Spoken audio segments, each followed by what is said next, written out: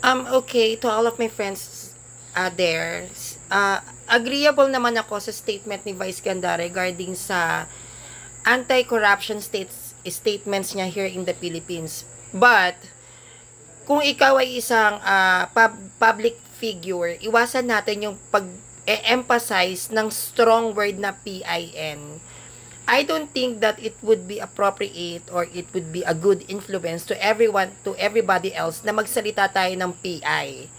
If we are defending or if we are stating something or to defend something, lalo na regarding sa ating bayan, hindi siya nakakatulong kung magsasalita tayo ng PI. Siguro mas educational kung yung statement na ibibigay natin is nakaka-empowerment sa bawat Pilipinong naninirahan sa Pilipinas. Kasi, sa napapansin ko, nandoon tayo sa mali na ginagawa ng ibang mga politicians here in the Philippines. But, wag tayong mag-spread ng hatred sa bawat Pilipino. Kasi kapag ang hate nag-spread sa bawat puso ng Pilipino rito, pwede yan magkaroon ng karahasan. Kagaya ng mga nangyayari ngayon sa iba't ibang bansa.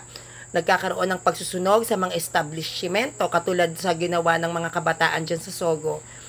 Sinira nila at talagang hinagisan nila ng mga how can I say this, ng mga apoy dahil sa sobrang galit. Siguro ang isang matalinong pamamaraan para maisigaw natin ang ating karapatan is first, of course, we have to pray the Holy Rosary, we have to spread love. But yung justice, hindi pwedeng mawala yon. Pwede naman tayong magsalita ng matapang na pananalita nang hindi tayo nagbibigay ng hatred sa mga tao. Siguro, bigyan lang natin ang government ng takot na ginagamitan natin ng edukasyon. Hindi po nakakatapang ang pagmumura at hindi po nakakapagbigay ng isang matibay na pagkapanalo kung mumurahin natin sila. Kumilos ang bawat tao at ipakita na yung ginawa nila ay hindi akma, no? Para sa karapatang pantao ng bawat Pilipinong naninirahan sa Pilipinas. But, ang magsalita tayo ng PI at alam natin na ang television, ang social media ay hindi lamang po yan prone para sa mga legal age, may mga minors din po na nanonood dyan. So, pwede siyang gamitin, gayahin, at yan pa yung mag-lead para mas lalong magulo ang ating bansa. So, I think, andun tayo, tama na ipaglaban ng karapatan, pero always watch our words, lalo na't kung tayo ay public figure or kilala rito sa bansang Pilipinas. So, yun lang po, at maraming salamat. Marami po talagang abusadong politiko na nanunungkulan sa ating bayan. And usually, itong mga contractor na to, ang siyang ginagamit nila para mas lalo silang makakorap sa kaban ng yaman ng ating bansa. Lagi po nating tatandaan na hindi naman po makakakuha ng malaking pera ang mga contractors kung hindi ito manggagaling sa mga politiko. So meaning to say, gumagamit sila ng mga contractors para rin sa sarili nilang kapakinabangan. So, hindi lang po dapat managot ang mga contractors dito, kundi yung mga nakaupo sa pwesto, yung mga politiko na involved mismo kung bakit nagkaroon ng malaking pagnanakaw sa ilalim ng mga contractors na to. Ikalawa, sa napapansin ko po, no, hindi na din po kasi maganda yung pamamaraan ng pakikibaka ng mga ibang mga tao na nagpunta sa rally. Lagi po nating tatandaan, wala pong magiging kapangyarihan ang boses natin kung hindi natin lalakipan ng dasal. Katulad yung nagkaroon ng people power sa panahon ni former President Ferdinand Marcos. Isinabit ang mga Holy Rosary sa mga tangke, sa mga sundalo, at nanalo tayong mga Pilipino. Siguro ganun yon. Sa pakikipagdigmaan, hindi naman yan kinakailangan gamitan ng puwersa, lalong-lalo na kung ang usapin dito ay korupsyon sa politika. Hindi natin kailangan gumamit ng dahas, hindi natin kinakailangan gumamit ng karahasan. Ang kailangan po natin gamitin dyan sa usaping politika is talino at pananampalataya. Kasi kahit anong laban mo, kung hindi mo siya nilalakipan ng pagdarasal, hindi po tayo magtatagumpay. At hindi malinaw na maririnig ang ating boses kung idadaan natin ito sa karahasan. Hindi po ba't mas maingay ang nagiging epekto ng isang taong nagsasalita kung ito ay ay sinasambit mo sa maayos na pamamaraan. Dahil mas magiging malinaw ang pagpigkas ng bawat pananalita kung sa mahinahon at malumanay mo itong sasabihin. Kaya po sa lahat ng mga Katoliko dito na nakiisa sa malawakang pagrarally regarding sa korupsyon, sana po doon po tayo sumali sa rally na ginagawa ng ating simbahan na kung saan itinataas natin ang mga corrupt officials at ang mga nanunungkulan sa gobyerno na manaigang katarungan sa pamamagitan ng pananalangin. Wala pong masihigit pa sa isang taong ipinanalangin ang isang sitwasyong magulo kaysa sa isang taong walang alam at hinangad kundi karahasan. Kung kaharasan ang gusto nyo, sa karahasan din magtatapos ang inyong mga buhay. Maraming salamat po. Kung kukunin nyo po ang sarili kong opinion regarding sa corruption ng ating mga government officials and even dun sa mga contractors, para sa akin, kung sakaling malaki ang tax na ibabayad ko para sa government, hindi muna ako magbabayad. Ibalik nyo muna ang lahat ng perang ninakaw nyo sa bansang kinabibilangan ko, tsaka ako magbabayad. Kasi ganun kapag patuloy tayong nagbabayad ng tax, anong mangyayari dun sa mga tax na ninakaw nila? Maibabalik pa ba? Hindi, kasi napapalitan Sino ang talo rito? Tayong mga nagbabayad ng tax. Isipin nyo po, kung tayo ay mamimili sa shopping mall, noodles, may tax. Hindi po ba? Yung mga orange juices, may tax. Kapag tayo ay nagse-celebrate ng mga birthdays, lahat ng mga handa, may patong na tax. Christmas, New Year, di ba? May mga tax. Ano nangyayari sa mga taxes natin? Nagpapakasasa sila na bumili ng mga mararangyang sasakyan habang ang bawat Pilipinong mahihirap ay naghihirap mag-ipon para lang mairaos yung mga dapat nating i-celebrate. No? Tapos, ang gagawin ngayon nila, so dahil patuloy ang pagbabayad natin ng tax, paano yung mga ninakaw na pera? Paano yung mga pera na hindi na nila maibabalik? So, thank you, goodbye na lang yon. Hindi po pwedeng ganon. Hindi po ba? Dapat bayaran mismo ng mga government officials yung mga nawalang pera kasi yon ay pinaghirapan nating bayaran. Yon ay pinaghirapan ng bawat tao na ibigay sa gobyerno bilang obligasyon nating mga Pilipino. Kasalanan niya ng ibang mga government officials. Bakit? Dapat sila mismo ang nagbubusisi at nag-uusisa kung may nakawanbang nagaganap. Pero bakit hindi nahuhuli? Dahil halos lahat ng nakaupo sa gobyerno ay mga magnanakaw. Kaya nga po kung titignan ninyo sa hearing ng Senate, halos lahat yata yan mga magnanakaw na 'Di ba? Magtatakipan.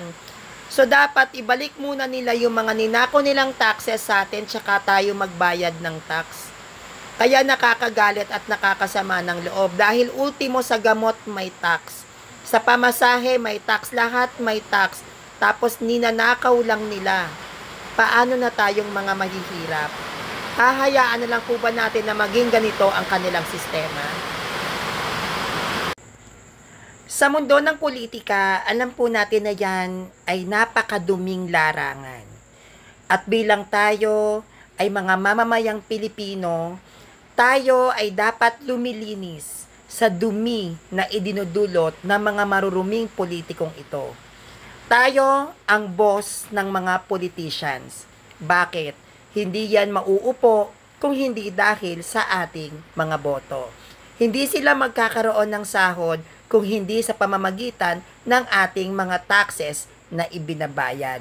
And last but not the least, tayo ang pinaglilingkuran ng mga politiko. Hindi po tayo ang naglilingkod sa mga politiko. Ang bawat mamamayang Pilipino sa Pilipinas, dapat ang mga politicians ang takot sa atin.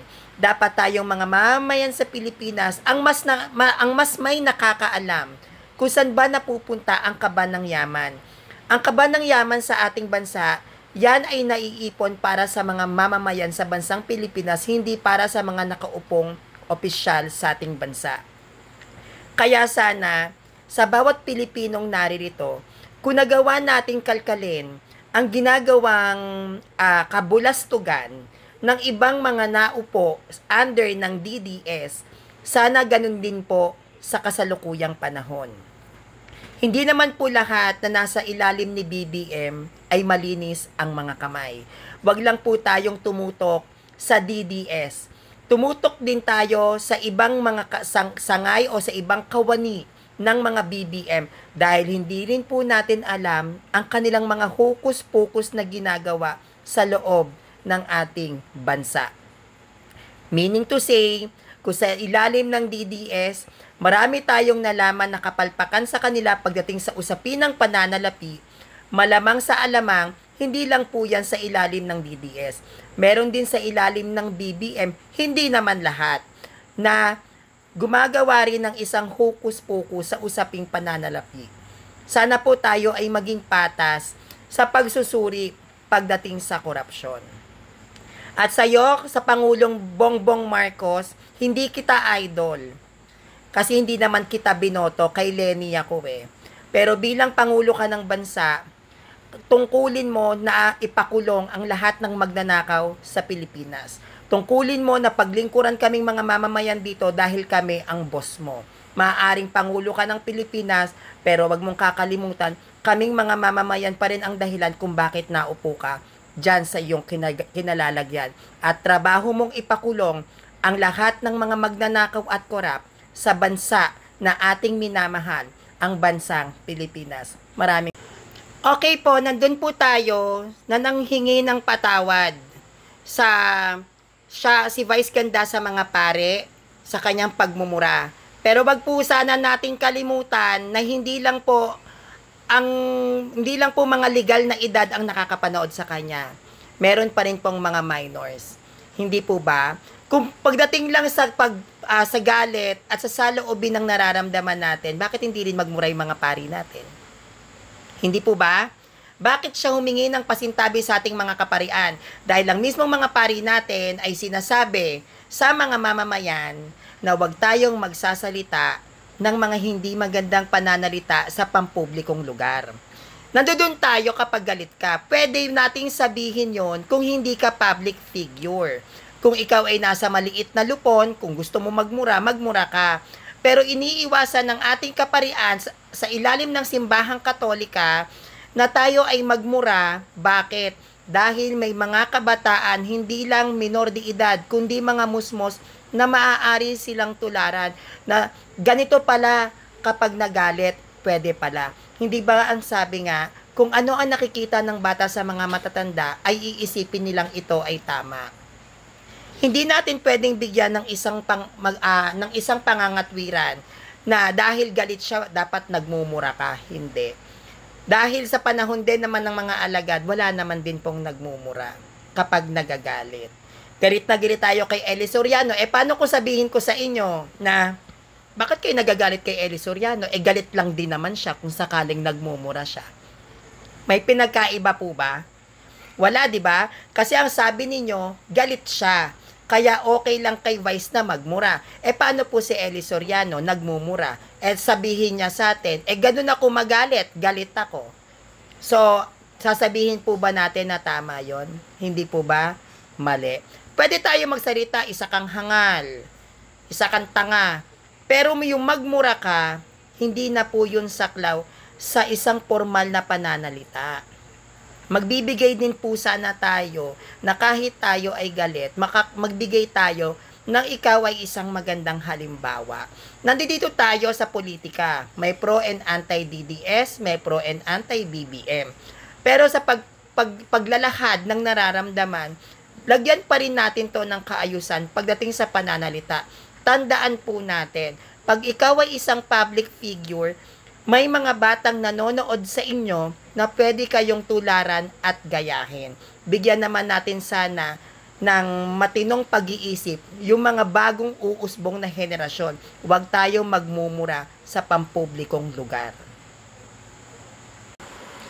Hindi po tayong pwedeng sisihin na ang dapat daw sisihin ay yung mga mamamayang Pilipino at ang boss natin ay ang mga politicians. Mali pong mindset yan. Bakit?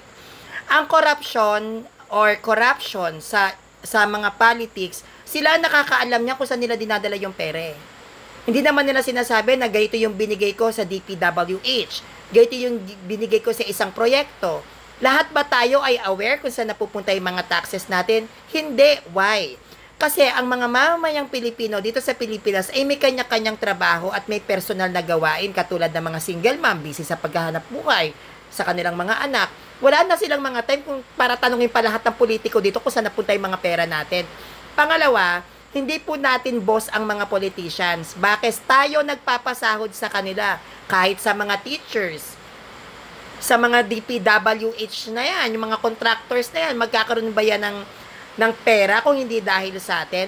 Ang lahat po ng pera na tinatanggap ng mga politicians ay galing sa ating mga tao dito sa Pilipinas, mga mamamayan. Paano natin magiging boss ang isang politiko kung yung perang tinatanggap niya ay galing sa mga ordinaryong tao? Ang pinaglilingkuran ng mga politiko ay mga ordinaryong tao dahil ang pera na tinatanggap nila ay galing sa mga botante. At sinasabi nyo na bago sila maupo, milyon-milyon ang ginastos nila. Oo, pero binabawi din nila sa korupsyon. Bakit? Kasi pag sila naupo, ilang mga tao dito sa Pilipinas ang nagbibigay at nagbabayad ng tax even abroad. Doble-doble at tinitriple nila yan. Kaya nga ganun na lang din katindi ang pagwawaldas ng mga politiko pagdating sa botohan dahil binabawi nila yan pag sila na rin yung nakaupo. So paano mo sasabihin na ang mga mamayang Pilipino dito sa Pilipinas, ang boss namin mga politiko kung kami nagpapasahod doon? Pwede ba yon? Magiging boss mo ang isang tao na ikaw ang nagpapasahod. At like what I've said, hindi mo pwedeng isisi sa mga Pilipinong mamamayan ang pangungurap ng mga politiko. Dahil ang mga perang tinatanggap ng gobyerno ay hindi na natin alam kung saan nila dinadala.